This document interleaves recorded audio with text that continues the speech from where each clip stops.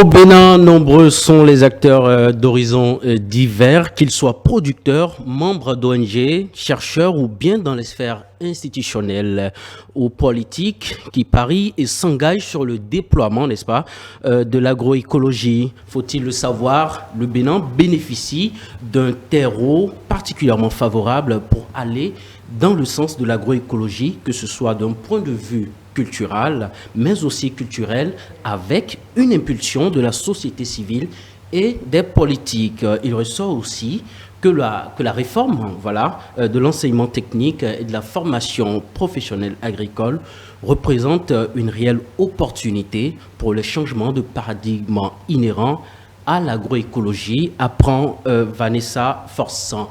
Au cours de cette émission, mesdames et messieurs, avec notre invité déjà installé en plateau, il s'agira bien entendu de considérer comment l'enseignement de l'agroécologie est à même d'accompagner des processus sociaux, économiques et environnementaux. Bonsoir et bienvenue sur Terre Actu.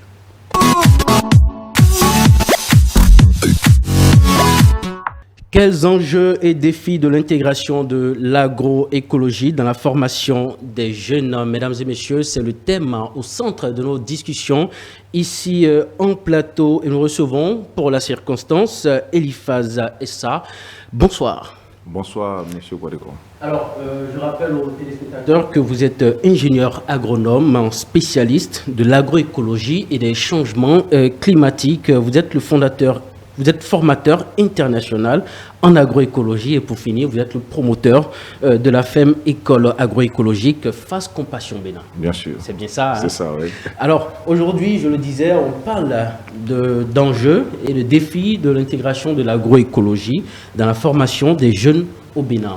Tout de suite, est-ce que l'agroécologie peut se faire sur tout type de sol au Bénin? Alors, en agriculture, c'est l'homme qui crée les conditions. D'accord. Je m'explique. Lorsque vous me mettez dans une salle, je sais qu'il n'y a pas de terre. Oui. Dans cette salle, soit il y a du béton, ou bien il y a du bois au sol. Oui. Mais je peux toutefois produire en mettant des cultures au sol. Exactement. Et donc, lorsqu'on me met dans une situation où le sol, qu'on dit, n'est pas une sol agricole, je dirais, ça dépend, chacun a sa vision du monde, mais l'homme crée des conditions pour que le sol à lui confié soit un sol favorable à l'agriculture. Donc, je dirais qu'au Bénin, tous les sols sont favorables à l'agriculture. D'accord. Tous les sols, c'est ce qu'on retient, tous les sols sont favorables à l'agriculture. C'est l'homme qui crée les conditions. Pour ce qui est de l'agroécologie, c'est l'homme qui crée les conditions. Oui. D'accord. J'ai bien envie de vous demander pourquoi est-il important, selon vous, que les pratiques de l'agroécologie, n'est-ce pas, soient enseignées aux jeunes dans les lycées agricoles ou dans les centres de formation agricole? Alors, les jeunes qui sont formés dans les lycées agricoles sont des jeunes, comme je disais au début, que ce sont des jeunes qui prendront la relève agricole, oui, la relève nutritionnelle, la relève sur le plan sécurité alimentaire demain. Et ces pratiques de l'agroécologie qui sont des pratiques qui redonnent vie à la terre. La terre a perdu la vie. D'accord. Et il faut redonner la vie à la terre. Le peuple périt faute de connaissances. Il faut former les jeunes à ces pratiques qui redonnent vie, oui, à la terre. Et donc, lorsque nous n'enseignons pas à ces jeunes comment redonner la vie à nos terres, et ces jeunes vont mettre de la pression sur la terre, finiront par tuer complètement la terre et vont chercher à espérer de la terre ce que la terre n'a pas. Les conséquences, nous allons assister à des famines. Oui. Et donc, il faut enseigner les bonnes pratiques agroécologiques dans les lycées aujourd'hui pour aider à assurer un développement durable. Ouais. Il y a, nous parlons de l'agriculture durable, qui est cette agriculture agroécologique, oui, qui nous aide à donner la vie à la terre. C'est-à-dire, c'est produit aujourd'hui sans pour autant hypothéquer la capacité des générations futures, oui, à subvenir à leurs besoins. Donc, nous produisons pour subvenir à nos besoins d'aujourd'hui, oui, mais nous devons tout faire pour ne pas hypothéquer cette capacité, oui, à ces générations à venir, oui, de satisfaire aussi à leurs besoins futurs. Et donc, ça doit être enseigné pour que ça soit appliqué de façon durable. D'accord. J'ai bien envie aussi de vous demander, alors aujourd'hui le Bénin est confronté à quand même d'importants défis, notamment le défi lié à la sécurité alimentaire. Et là, je parle en termes de qualité et quantité suffisante. Est-ce que vous pensez que l'agroécologie devient dès lors fiable pour assurer, j'allais dire, la sécurité alimentaire au Bénin? Alors, quand est-ce qu'il y a sécurité alimentaire? Il y a sécurité alimentaire lorsque l'aliment est disponible en quantité, en qualité, mais ce n'est pas fini, mais lorsque les populations disposent des moyens financiers pour s'en procurer. Ça veut dire quoi? D'accord. Que l'aliment que vous produisez, non seulement que c'est disponible au niveau de la qualité, c'est-à-dire que ça ne doit pas causer des maladies dans la vie des personnes qui les consomment. Exactement. La qualité. En quantité. Quand je sors pour aller m'en procurer, je dois en trouver. OK? Mais il faut que chacun, que ce soit à la bourse quand même du Béninois le plus bas. Oui. En ce moment, on dira qu'il y a sécurité alimentaire. Si l'aliment est disponible en quantité et en qualité et que c'est plus cher, ça veut dire que le Béninois le plus bas ne peut pas l'acheter. Et donc, il n'y a pas de sécurité alimentaire. Et quand c'est moins cher et qu'il y a la qualité et qu'il n'y en a pas en quantité, il n'y a pas de sécurité alimentaire. Il faut que ces trois conditions soient réunies. Alors, sécurité alimentaire, il nous faut forcément appliquer l'agroécologie. Forcément. Nous ne pouvons pas assurer la sécurité alimentaire sans l'agroécologie. Nous parlons de la qualité. Il n'y a pas d'aliments de qualité hors agroécologie. Mais si on a les aliments de qualité, mais qui ne sont pas en quantité, parce qu'avec ce que vous dites, l'agroécologie, il faut faire confiance à la nature. Pourtant, on parle d'engrais chimiques pour aider quand même à la productivité, atteindre quand même un niveau de production assez élevé pour pouvoir satisfaire le besoin. Alors, et si on doit faire confiance à la nature... on va essayer de faire une nuance entre deux thèmes. Nous avons les écosystèmes et nous avons les agro-écosystèmes. D'accord. Les écosystèmes, c'est naturel, c'est Dieu qui les crée. C'est ça. Les agro-écosystèmes, nous avons l'intervention de l'homme. D'accord. Et donc, en agroécologie, nous avons des agro-écosystèmes, c'est-à-dire l'homme intervient tout en imitant la nature.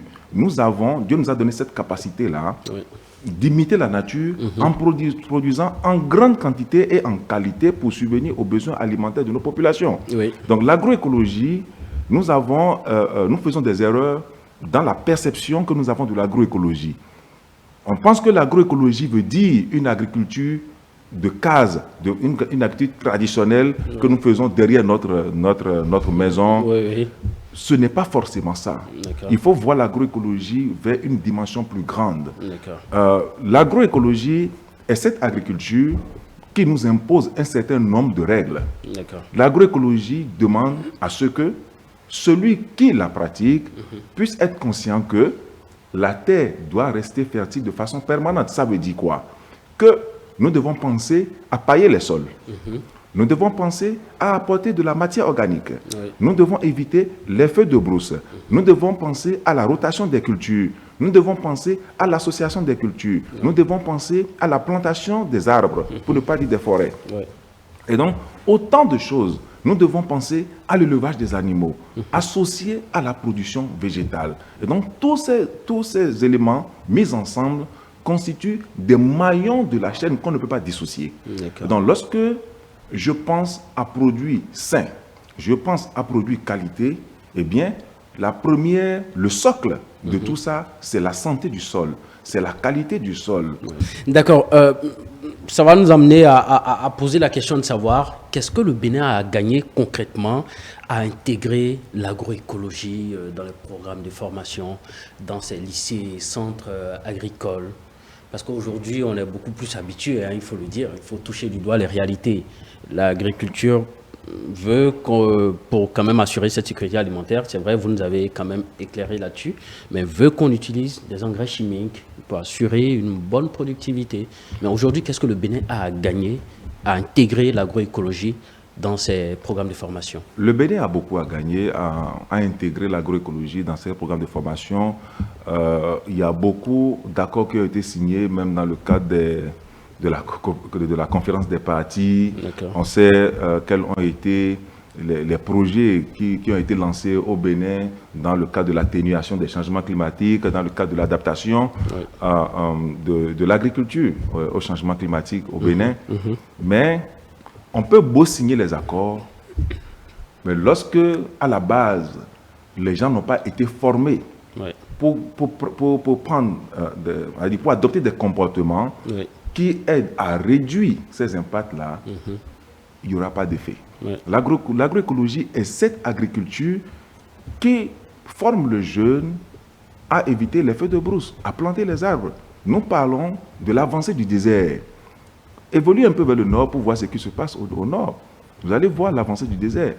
Mais l'agroécologie est cette agriculture qui nous dit plantons beaucoup d'arbres pour permettre à ce qu'il y ait séquestration du CO2.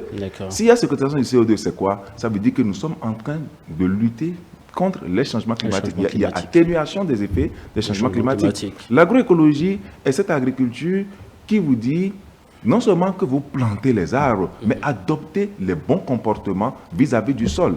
Sécurité alimentaire. Le jeune qui est formé à l'agroécologie au Bénin, ce jeune est en train de travailler pour que demain soit meilleur à la communauté, à la population béninoise. Et donc, nous aurons non seulement assez d'aliments de qualité dans nos marchés, mais l'environnement que nous aurons au niveau du Bénin. C'est-à-dire, nous parlons du paysage, ça serait beau. Nous avons de l'oxygène. Ouais. À Gogo, nous avons les pluies qui ne seront pas rares au Bénin parce qu'il y a eu un grand dérèglement au niveau de notre pluviométrie au Bénin. Et pas seulement au Bénin, dans la sous-région. Ouais. Mais tout ça, c'est lié à quoi? C'est lié à la méconnaissance des bonnes pratiques qui nous aident à mitiger les effets des changements climatiques sur notre environnement. Et donc l'agroécologie ne vient pas seulement en réponse à la production agricole, mais aussi à l'atténuation des changements climatiques. D'accord. Alors, mesdames et messieurs, j'aimerais rappeler que Eliphaz Essa, vous nous avez quand même reçu récemment dans votre centre de formation, dans votre ferme école. Et aujourd'hui, mesdames et messieurs, je vais vous faire découvrir ce qu'on a préparé rapidement en quelques minutes pour vous. On revient juste après. Bonsoir. Aujourd'hui, de plus en plus, l'agroécologie fait parler d'elle. Mais c'est quoi concrètement l'agroécologie? Terre Actu, votre émission préférée agricole, nous envoie aujourd'hui en immersion. Et nous sommes dans la commune de Tori-Bocito, précisément à Toricada. Et c'est la ferme école agroécologique de Fass Compassion Bénin qui nous accueille. Allons-y pour cette immersion. Oui, monsieur Podegon. Bonsoir, monsieur Eliphaz. Comment ça va? Oui, ça va très bien, vous? Très bien. Merci de nous recevoir dans votre centre. Merci. On va se focaliser sur ce qui est production en utilisant les pratiques agroécologiques. D'accord. Déjà sur le terrain, il y a des feuilles mortes que nous avons mis de côté. Exactement. Et vous les voyez aussi sur les parcelles. Oui. Et donc c'est un signe de la conservation, disons, des litières ou bien des feuilles mortes qui vont aider le sol, disons, à retrouver, mais à garder sa fertilité. Là, ils sont en plein atelier, disons, de production de carottes. D'accord. Mais suivant un système carrément agroécologique. Okay. Et donc, vous allez voir, nous avons eu à préparer d'abord des planches qui sont comme des lits de culture. Oui. Voyez, et après la préparation de ces lits de culture, on fait un apport de compost que nous apportons au niveau des planches avant la mise en terre des cultures. Maintenant, je vous montre quelque chose rapidement. Ça, c'est le compost, ça, c'est la nourriture du sol. Vous voyez? Allez, viens. Ça, c'est le compost. Okay. Mais ça n'a pas encore fini le processus de minéralisation. Là, nous avons encore les feuilles sèches, les tiges de manioc, les tiges de maïs, nous avons les fautrons de bananier, nous avons les fientes de volaille, nous avons les crottes de lapin, tout ici encore qu'on peut constater. Et donc plus petits ils sont, plus rapide est la minéralisation, c'est-à-dire plus rapide est la décomposition pour la formation, disons, du compost qui est utilisé dans les bacs à production. Ici c'est pour les pépinières. Et donc c'est du terreau mélangé avec des fientes de volaille ou bien du compost. Donc tout ce que vous voyez ici, ce sont des pépinières préparées dans des pneus. Ouais, au lieu de jeter les pneus, donc on les utilise, on enfouit du compost et après on met les terreaux en surface et on fait les pépinières. Est-ce qu'il est possible de faire de l'agroécologie dans ce type d'agriculture hors sol? Comment ça se passe?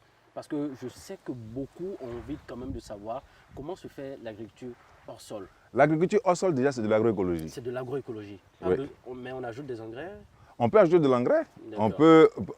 Il y a plusieurs formes d'agriculture hors sol. Ok, Il y a l'agriculture hors sol pour laquelle on peut utiliser les cocofibres. d'accord.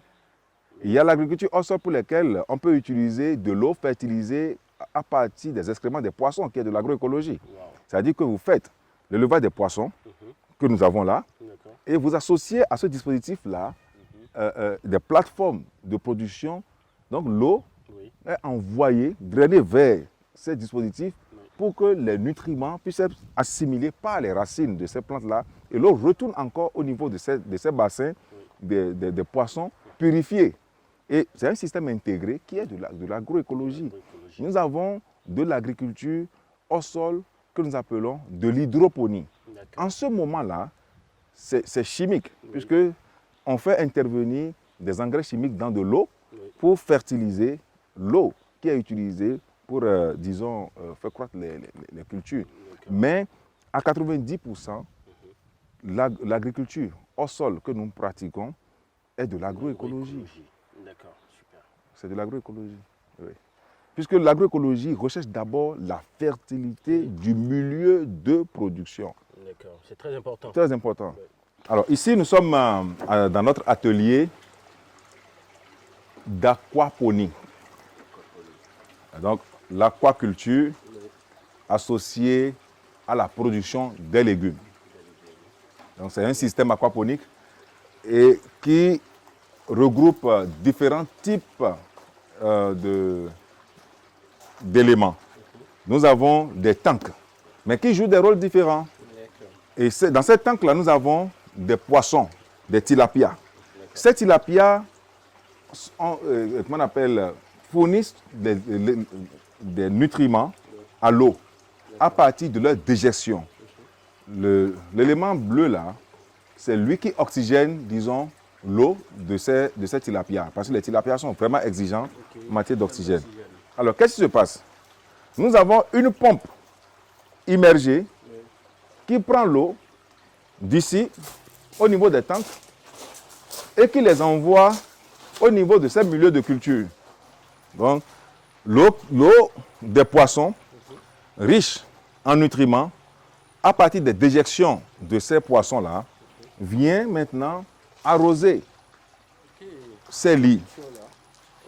Et donc ça, c'est du chou que nous avons mis sur du gravier. Il n'y a rien dedans, c'est gravier seulement, c'est gravier jusqu'en bas. Pourquoi du gravier? C'est aussi un substrat sur lequel on peut produire. Ça, c'est pour dire que ce n'est pas forcément dans du terreau qu'on peut planter. Ben, comme vous le voyez, c'est une très belle visite. Avec Eliphaz Essa, nous sommes en train de véritablement découvrir, mesdames et messieurs, ce que c'est que l'agroécologie. Alors, on va embarquer dans un autre pan de notre immersion. Je crois que c'est la visite de votre poulailler. Oui, ça c'est une unité de production des poules pondeuses pour la production des œufs de table. D'accord. On va vous montrer le modèle que nous développons. Alors, Eliphaz Essa, tout de suite, j'entre dans votre poulailler. Je constate que par rapport aux autres que je visite, il n'y a presque pas d'odeur, sinon même il n'y a même pas d'odeur. Qu'est-ce qui justifie cela? Alors, c'est pourquoi nous faisons de l'agroécologie. Wow. Et donc en agroécologie, il y a ce que nous appelons des innovations agroécologiques. Et donc même l'élevage que nous faisons, nous avons développé des modèles écologiques pour que ce que nous faisons ici en termes de production puisse nous donner et des œufs et des engrais. D'accord. Et donc c'est pourquoi vous n'avez pas des odeurs. Alors qu'est-ce qui se passe ici? On a fait des fosses que vous voyez. Ouais, tout le long, hein? Tout le long, oui. C'est des fosses, c'est des grandes fosses, hein, des fosses de grande capacité. D'accord. Oui. Donc puisqu'on n'a pas les moyens, on peut utiliser le peu que nous avons au service de la communauté. Alors, le sol, tel que décrit dans les forêts, contient, disons, les organismes vivants. Et ces organismes vivants participent à la minéralisation de la matière organique. Et donc on se dit, si nous ne cimentons pas alors le fond de ces fosses-là, Oui. alors les organismes vivants du sol qui sont au fond de cette fosse-là non cimentée peuvent aider à la minéralisation des fientes que les poules déposent, ça c'est du compost qui se forme déjà. Ok. Et donc au bout de quelques mois, vous allez voir du compost rempli cette fosse-là. Au lieu d'aller acheter du compost dehors, Oui. ou bien au lieu de fatiguer les jeunes pour la fabrication du compost, nous avons des mètres cubes et des mètres cubes de compost qui vont sortir d'ici Oui. pour leur utilisation au niveau des périmètres maraîchers. Et donc ça, c'est encore une réponse Oui. à l'agriculture écologique que nous sommes en train de prôner. Ce qui est intéressant, c'est que effectivement vous l'abordiez, Ouais. vous formez des jeunes, je Ouais. l'ai dit également dans mon introduction, vous formez des jeunes Ouais. à l'agroécologie. J'aimerais savoir un peu quel est le regard de ces jeunes-là quand ils viennent ici à Face Compassion et qu'on leur apprend que c'est une autre façon de faire l'agriculture que ce qu'ils ont l'habitude de voir, peut-être dans les campagnes, où c'est l'agriculture avec des ajouts d'engrais chimiques. Comment est-ce qu'ils se sentent? Quand les jeunes arrivent, ils viennent déjà avec leurs idées d'engrais chimiques. Et vous rentrez dans un centre où on vous dit, ici nous n'utilisons pas l'engrais chimique, mais tout est focalisé sur l'utilisation du compost, l'association des cultures, la plantation des arbres, la valorisation des feuilles mortes et des feuilles vertes. Et qu'ici, il n'y a même pas des herbes, puisque chez nous, il n'y a pas les mauvaises herbes en temps normal, en agroécologie. L'agroécologie n'a pas de mauvaises herbes. L'agroécologie parle des feuilles vertes qui sont utiles pour la production de l'engrais. Et donc, quand les jeunes viennent ici et qu'ils commencent par vivre ces réalités-là, les résultats sur le terrain convainquent déjà ces jeunes à ce qu'à la sortie d'ici, ils peuvent aussi dupliquer les expériences vécues au niveau de Face Compassion. Et c'est très important de commencer par insérer dans le cursus scolaire de nos jeunes ces pratiques.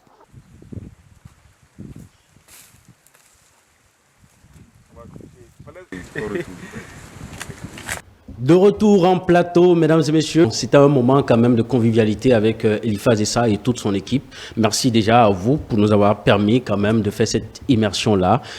Alors, Eliphaz Essa, je le disais dans votre présentation, vous êtes un formateur international en agroécologie. Vous êtes promoteur de la FEM École, dénommée Face Compassion, où on était tout à l'heure. Et vous développez uniquement cette pratique-là agroécologique dans la formation que vous donnez à ces jeunes-là. Alors, j'ai bien envie de vous demander, qu'est-ce qui fait votre particularité? Alors, la formation au niveau de notre FEM École est une formation action. C'est une formation pratique qui met le jeune en milieu réel. Mais ce qui fait notre particularité, c'est quoi? Nous avons beaucoup de centres au Bénin qui forment les jeunes. Oui. Mais le centre, notre FEM École est une ferme qui accompagne les jeunes après la formation. D'accord. Lorsque nous finissons de former les jeunes pendant 6 mois et que les jeunes sortent avec notre appui, nous faisons un suivi sur 2 ans. Un suivi sur 2 ans. Je me demande en même temps, est-ce que ce suivi ne veut pas dire, parce que c'est de l'agroécologie, il faut nécessairement qu'on les suive, parce qu'après, on n'est pas sûr de ce que ces jeunes-là réussissent en milieu réel. Je vais dire par là, d'aucuns forment et après déversent ces jeunes-là, je m'excuse du thème, sur le marché. Allez, on vous a formé, débrouillez-vous, mais vous faites ce suivi-là. Oui. Est-ce que c'est parce que vous vous dites que l'agroécologie, ce n'est pas une question facile? Donc forcément, il faut accompagner ces jeunes. Ce n'est pas forcément parce que c'est l'agroécologie. Oui. Lorsque vous formez un individu, vous avez le devoir de le suivre. Exactement. Ce suivi n'est pas seulement pour aller relever les lacunes ou bien les échecs de la personne, oui, mais c'est pour aussi détecter des talents ou bien des success stories. Oui. Et donc, les raisons qui nous poussent à faire ce genre de suivi ne sont pas forcément des raisons négatives. Et donc, nous voulons le jeune qui, après la formation, sent que son mentor est derrière lui, est plus motivé. Il est plus motivé, exactement. Oui, à la créativité. D'accord. Alors, Eliphaz Essa, comme je le disais à l'entame de cette émission, vous êtes fort engagé pour ce qui est du déploiement de l'agroécologie au Bénin.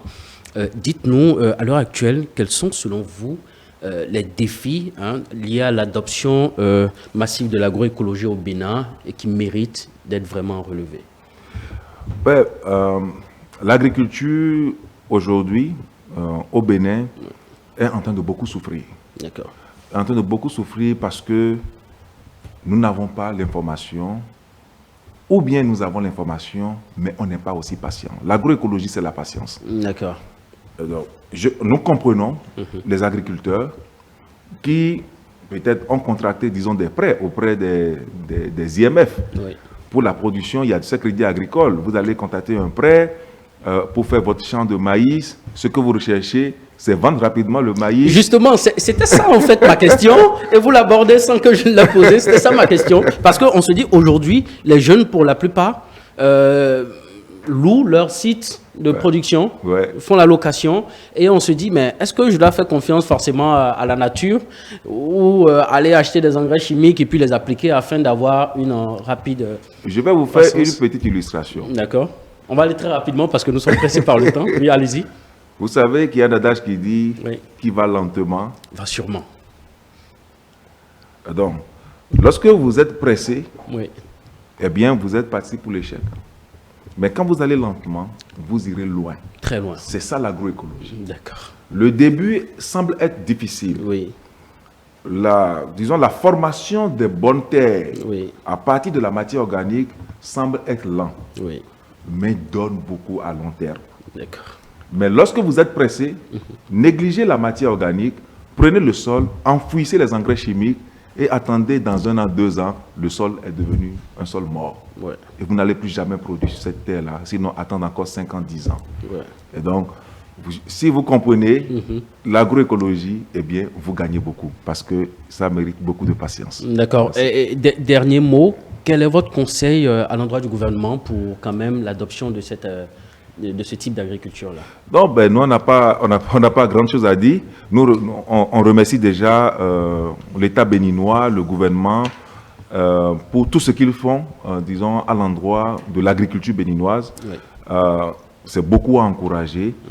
Mais nous allons vraiment demander à ce que l'agroécologie soit intégrée dans le cursus scolaire au niveau des lycées agricoles du Bénin. Voilà. Donc, parce que lorsque vous voulez changer une nation, vous n'allez pas changer la nation à partir des grandes personnes. On change la nation à partir des enfants. Plus jeunes. Merci. Merci beaucoup, Eliphaz Issa. Mesdames et messieurs, Terre Actu de ce jour, stop et fin. Nous étions en compagnie de Eliphaz Issa. Hein, c'était lui notre invité, avec qui nous avons parlé des enjeux et défis de l'intégration, n'est-ce pas, de l'agroécologie dans la formation des jeunes au Bénin. Merci de nous avoir suivis. Prenez le rendez-vous demain pour la rediffusion à partir de 17h sur le même canal et après en replay sur YouTube, Agricafo TV. Mesdames et messieurs, merci beaucoup à vous et bonsoir chez vous.